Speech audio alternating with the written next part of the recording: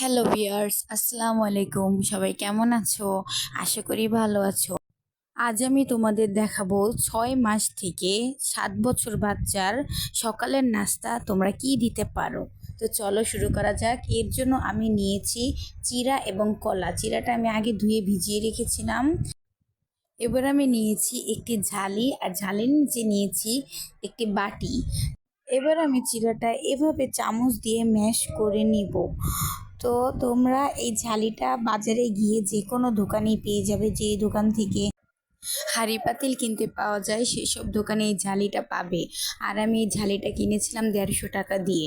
আর যাদের ব্লেন্ডার নেই তাদের এই ঝালি দিয়ে ম্যাশ করা খুবই সহজ পদ্ধতি। আর আমার ম্যাশ করাটা প্রায় শেষের দিকে, আমার চিড়াটা ম্যাশ করা শেষ। এবার আমি নিয়ে নেব একটি কলা। এই কলাটি এবার আমি ম্যাশ করে নেব। আর এই কলাটি ম্যাশ করতে অনেক সময় লাগে, তার জন্য আমি এই ঝালের উপরে কলাটি ভালো করে ভেঙে নিব যেন দলা দলা না থাকে। আর এটা যেহেতু ম্যাশ করতে অনেক সময় লেগে যায়, তার জন্য আমি এত সময় নেব না। তাই আমি শুধু দলাটা ভেঙেই এই কলাটা নিয়ে নেব। প্রায় শেষ হয়ে গেছে আমার কলাটা ফিনিশ করে নেওয়া। এবার আমি কলাটা বাটিতে ঢেলে নেব। এবার আমি ভালো করে কলা আর চিড়াটা মিশিয়ে নিব।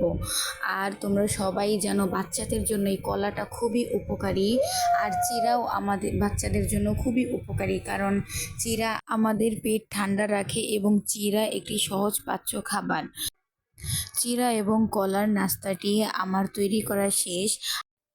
যদি তোমরা তোমাদের বাচ্চাকে ফর্মুলা দুধ খাও তাহলে এখানে সামান্য পরিমাণের ফর্মুলা দুধ ব্যবহার করে নিতে পারো, তারপরে খাইয়ে দিতে পারো। আর যদি ফর্মুলা দুধ না খায় তাহলে এখানে মেশানোর কোনো প্রয়োজন নেই, এটা তেমন ইম্পর্ট্যান্ট না, তারপরেও আমি দিয়েছি।